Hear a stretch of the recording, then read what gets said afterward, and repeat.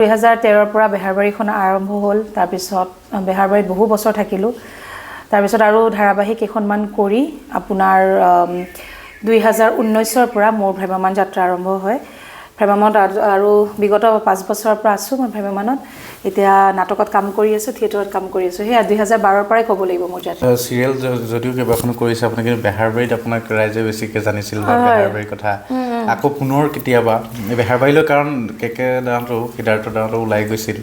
আকৌ আহিছে আপোনালোকো বিভিন্ন কামত জড়িত হৈ আছে পুনৰ আকৌ বেহাৰবাৰীত কেতিয়াবা তাৰমানে কেনেকুৱা মানুহখিনিয়ে যিখিনি মনত ৰাখিলে অকল বেহাৰবাৰী বেছিকৈ কাৰণ বহুত বছৰ মই বেহাৰবাৰীত দিলোঁ একদম জন্ম লগ্নৰ পৰা আৰু টুটুমণি চৰিত্ৰটো নীলাশাৰী বিশেষকৈ মানে পেণ্ডেলবোৰত মানে মোৰ শৰ্মিষ্ঠা নামতকৈ টুটুমণি বা বাইদেউ বুলিহে মাতে সেইটো একচুৱেলি এটা মেমৰি হৈ থাকি গ'ল মোৰ লগত নামটো আৰু সাধাৰণতে পইচা পাতিও এইখিনি নাম দিব নোৱাৰে মানে মই ব্যক্তিগতভাৱে ভাবোঁ স্বাগতম জনাইছোঁ মোৰ সৈতে আছে ইতিহাস থিয়েটাৰৰ এগৰাকী জনপ্ৰিয় মোহময়ী অভিনেত্ৰী শৰ্মিষ্ঠা চক্ৰৱৰ্তী পুনতেই আপোনাক স্বাগতম জনাইছোঁ ধন্যবাদ প্ৰথমে জানিব বিচাৰিছোঁ আপোনাৰ যি অভিনয়ৰ কেৰিয়াৰটো কেনেধৰণে আৰম্ভ হৈছিল মোৰ পোনপ্ৰথমে আপোনালোকৰ চেনেলক মোৰ ফালৰ পৰা আন্তৰিক শুভেচ্ছা থাকিল মোৰ অভিনয় আপোনাৰ 2012 পৰা আৰম্ভ প্ৰথমতে মই চিৰিয়েলত আছিলোঁ আৰু চিৰিয়েল কৰি প্ৰথম মোৰ তুমি দুচকুত কাজল ল'লে মোৰ প্ৰথম ধাৰাবাহিক তাৰপিছত 2013 পৰা বেহাৰবাৰীখন আৰম্ভ হ'ল তাৰপিছত বেহাৰবাৰীত বহু বছৰ থাকিলোঁ তাৰপিছত আৰু ধাৰাবাহিক কেইখনমান কৰি আপোনাৰ 2019 পৰা মোৰ ভ্ৰাম্যমাণ যাত্ৰা আৰম্ভ হয় ভ্ৰাম্যমাণত আৰু বিগত 5 বছৰৰ পৰা আছোঁ মই ভ্ৰাম্যমাণত এতিয়া নাটকত কাম কৰি আছোঁ থিয়েটাৰত কাম কৰি আছোঁ সেই 2012 পৰাই ক'ব লাগিব মোৰ যাত্ৰা ইতিহাস থিয়েটাৰৰ এইবাৰ তিনিওখন নাটককে আপোনালোকক ভাল মৰম দিছে দৰ্শকে ভাল পাইছে আপোনালোকক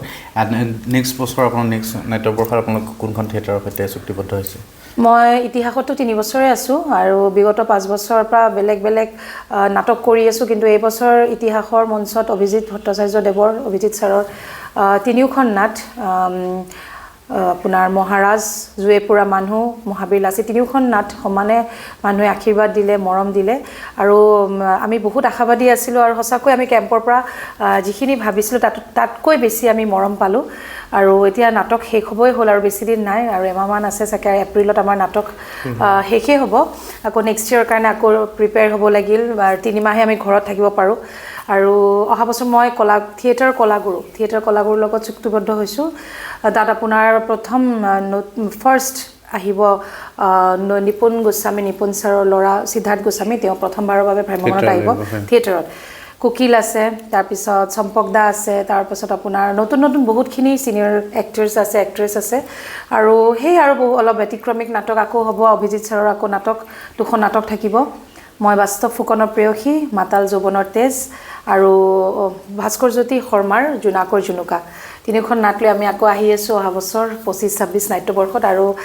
বহুত বেছি আশাবাদী আৰু বিগত 5 বছৰৰ পৰা শৰ্মিষ্ঠাক বহুত মৰম দিলে ৰাইজে বহুতখিনি আশীৰ্বাদ দিলে আৰু বিশেষকৈ নাটকেইখন বহুত বেছি আঁকোৱালি ল'লে প্ৰথম মোৰ কহিনুৰৰ পৰা আৰম্ভণি যাত্ৰা আৰু তেনেকৈ সদায় মৰম দি যাব যাতে অনাগত দিনত আৰু ভাল কাম কৰিবলৈ আৰু বেছি সাহস গোটাব পাৰোঁ চিৰিয়েল যদিও কেইবাখনো কৰিছে আপুনি কিন্তু বেহাৰবাৰীত আপোনাক ৰাইজে বেছিকৈ জানিছিল বেহাৰবাৰীৰ কথা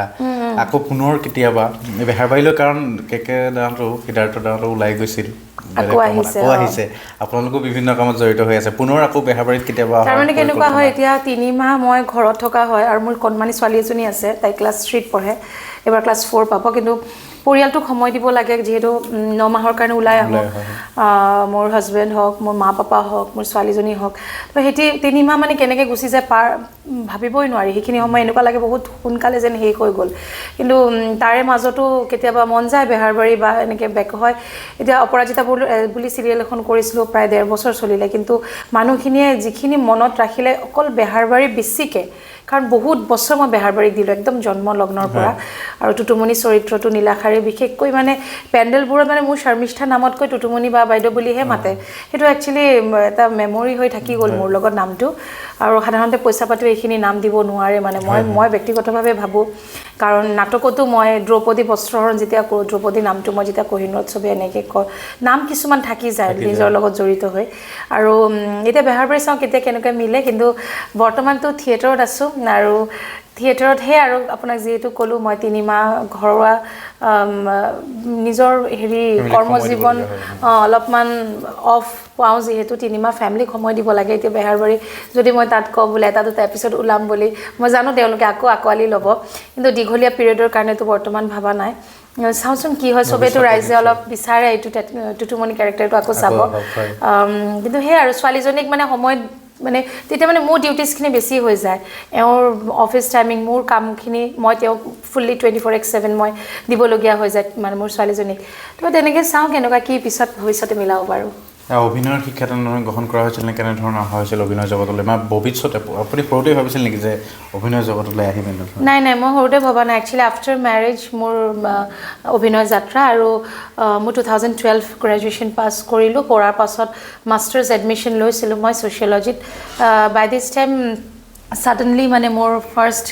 এইটো ক্ৰেক কৰা তুমি চকুত কাজল লালে ফাৰ্ষ্ট চিৰিয়েল আহা একচুৱেলি মই পেজেণ্ট দুটাত গ'লোঁ যোৱাৰ পাছত মোৰ কভাৰ পেজত মায়া নন্দিনী ভেলেণ্টাইন ডে ইছ্যুত মোৰ ফটোখন আহিলে তেনেকৈ ৰাজেশ দাৱতী মোক মাতিলে দেন দেৰ আজি মাতিলে কাইলৈৰ পৰা মোক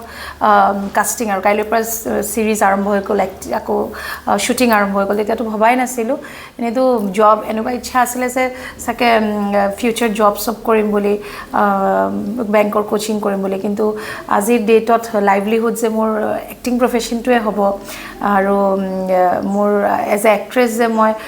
নিজকে হেৰি কৰিব লাগিব মই এইটো ভবা নাছিলোঁ কিন্তু ডে বাই যেতিয়া কাম আৰম্ভ হ'ল তেনেকৈ এটা গ্ৰিড বাঢ়ি গ'ল যেতিয়া অডিয়েঞ্চখিনি আঁকোৱালি লোৱা হ'ল তেতিয়া আৰু গ্ৰিড বাঢ়ি গ'ল কামৰ প্ৰতি আৰু আগ্ৰহ বাঢ়ি গ'ল তেতিয়া ভাবি ল'লোঁ এটা টাইমত যে এইটোকে প্ৰফেশ্যন হিচাপে কৰা উচিত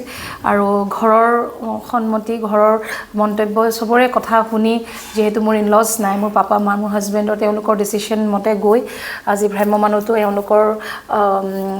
পাৰ্মিশ্যন লৈ মই কাম কৰি আছোঁ চ' ইতিমধ্যে যথেষ্টখিনি মৰম দিলে মোক ৰাইজে আৰু এতিয়াতো মঞ্চখনৰ লগত এটা প্ৰেম হৈ গ'ল এতিয়া মঞ্চখন এৰিবও নোৱাৰা হৈছোঁ নাজানো আৰু কিমান দিন মঞ্চখনে টানে ৰাইজে মোক টানে মঞ্চখনত কিমান বিচাৰে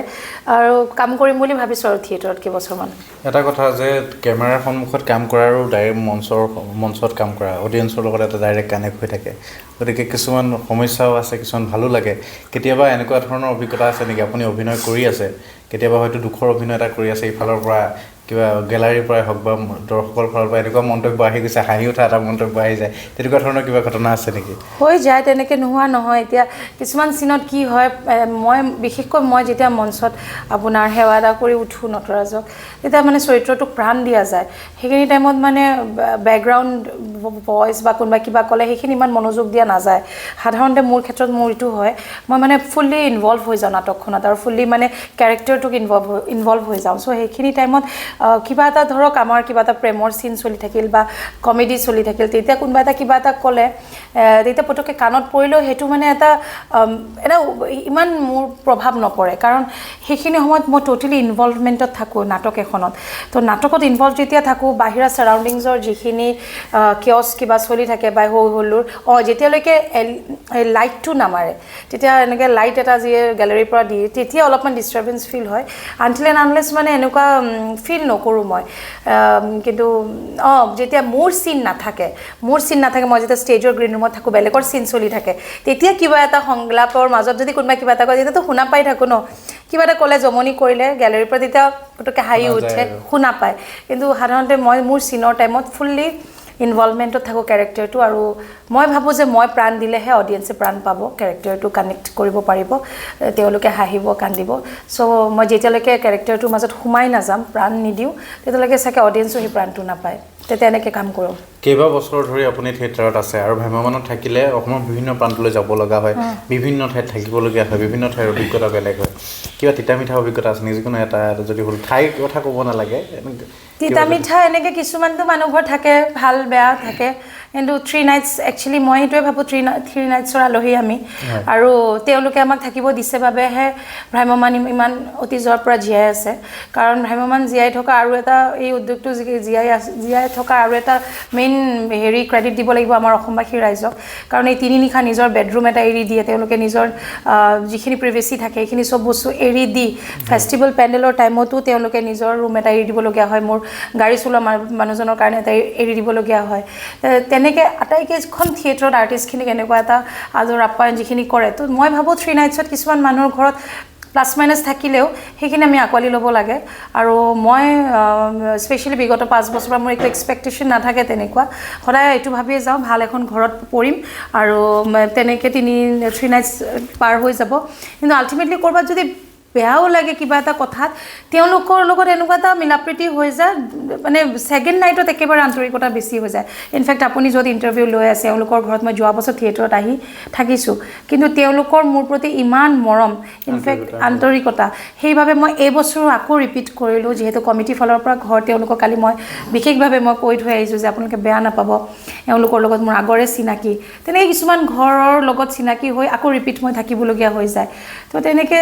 কিছুমান মানুহেতো আহি থাকোঁতে ইমান কান্দি থাকে যেনে ছোৱালী বিদায় দিয়াৰ নিচিনা তো মই বিশেষকৈ লাষ্ট 5 ইয়াৰ্ছৰ পৰা মই ভালখিনিহে লৈ আহি আছোঁ বেয়াটোক মই মাইনাছ কৰি মই পজিটিভটো লৈ ঘূৰি আহোঁ মানে সেইটো কাৰণে মই বিশেষ একো প্ৰব্লেম নাপাওঁ আপোনাৰ শেষত জানিব বিচাৰিছোঁ আপোনাৰ ঘৰ শিক্ষা কেনেধৰণে গ্ৰহণ কৰিছিল কোন ঠাইৰ পৰা মোৰ ব্ৰন এণ্ড ব্ৰট আপ গুৱাহাটী মোৰ মাষ্টাৰ্ছ গ্ৰেজুৱেশ্যন মাষ্টাৰ্ছো হাফ ডান হৈ থাকিল ক'লোঁ মই কনভেণ্টৰ পৰা পাছ আউট আৰু মোৰ পৰিয়ালত মা পাপা ভাইটি আছে আৰু মিষ্টাৰ আছে নিউজ চেনেলত আছে আৰু মোৰ ছোৱালী এজনী আছে তাই শংকৰত পঢ়ি আছে সেই আৰু সৰু পৰিয়াল আছিলোঁ জইণ্ট ফেমিলি একচুৱেলি খুৰা খুৰী পেহী চব আছিলে কিন্তু চবেই নিজৰ নিজৰ ব্যক্তিগত কামৰ বাবে চব এতিয়া ছেপাৰেট হৈ গ'ল যদিও আমি একেলগে ইউনাইটেডলি থাকোঁ আৰু মই SBI কলনীত থাকোঁ সৰু মটৰীয়া ছুপাৰ মাৰ্কেট চ' বেচিকেলি মই ব্ৰন এণ্ড ব্ৰট আপ গুৱাহাটীৰ পৰাই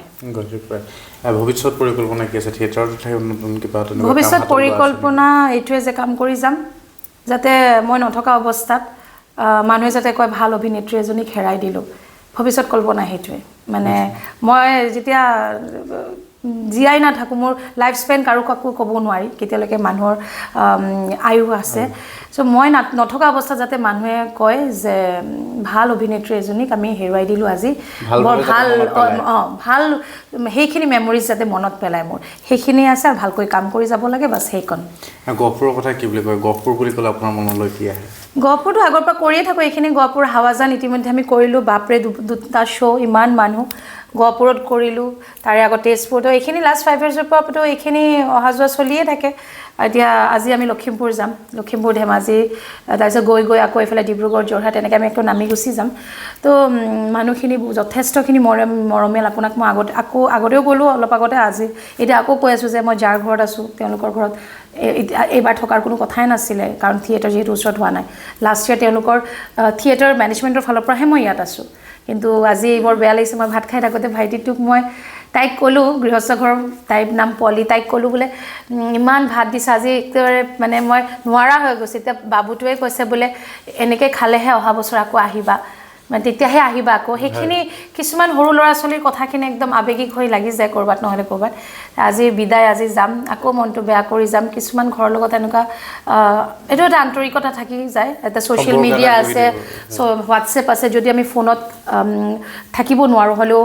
ছ'চিয়েল মিডিয়াৰ থ্ৰু দি হোৱাটছএপৰ থ্ৰু দি হাই হেল্ল' বা মেছেজ বা ষ্টৰিজ চাই বা তেওঁলোকে নিজে বিচাৰে যেতিয়া সেইটোৱে আমাক বহুত ভাল লাগে কাৰণ আমি 3 নিশাৰ কাৰণেহে থাকোঁ আজি ঘৰতে চাগে ইমান সময় দিব নোৱাৰোঁ অসমবাসী ৰাইজে আমাৰ ইমান মানে ফেমিলি হৈ গ'ল যে নিজৰ ঘৰখন 3 মাহ কেনেকৈ গুচি যায় কিন্তু ধৰিবই নোৱাৰি মানে গ'লোঁ মানে আকৌ পেকিং কৰিবলগীয়া হয় তে মোৰ নিচিনা যিমানখিনি থিয়েটাৰ আৰ্টিষ্ট আছে চবৰে চাগে মোৰ নিচিনাই অনুভৱ আৰু সঁচা অসমবাসী ৰাইজে ইমানখিনি মৰম দি আছে বাবেহে ভ্ৰাম্যমান জীয়াই আছে আমি জীয়াই আছোঁ নিশ্চয় ধন্যবাদ জনাইছোঁ ইমানখিনি সময় দিয়াৰ বাবে থেংক ইউ ছ' মাছ